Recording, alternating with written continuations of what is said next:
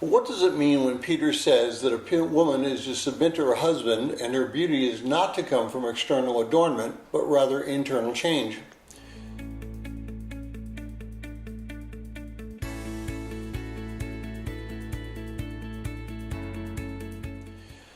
Well, if you're joining us and reading through the 60-day reading plan, today's reading is 1 Peter 3, 1 through 4, and I encourage you to read that passage.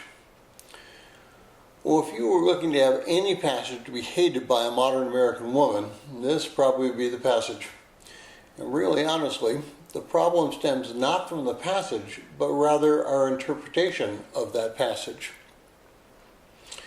Well, if you read any of the modern translations, whether it be the New American Standard, the NET Bible, Eastern Orthodox New Testament, the New King James, the NIV, just to kind of mention several of them, you will see that the translations don't necessarily agree with one another.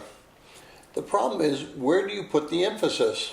Is Peter saying that women are not to have makeup, braid hair, wear their jewelry, as some denominations believe, or is he saying that besides looking pretty, the inside of a woman should display her real beauty? First, let's get rid of the submission problem. Submission does not mean be a doormat.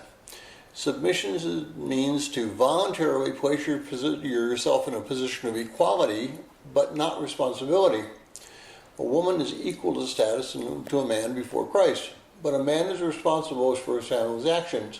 In Genesis 3:17, Adam is judged because he acted on his own will rather than acting in the known will of God. Our wives are equal partners with us, and many times have greater insight than we do.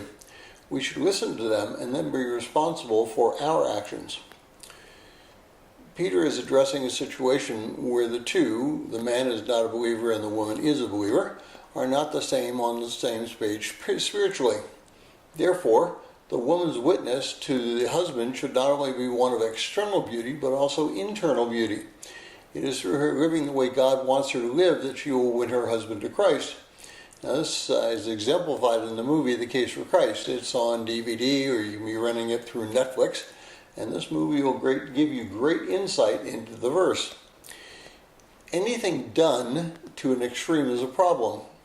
If the makeup and external adornment of a person is done so that the person may view him or her differently, then is obviously a sin problem. However, just because somebody dresses the way they do does not necessarily indicate that they are not walking with Christ. The key here is in the modesty of the heart and not in the modesty of the dress.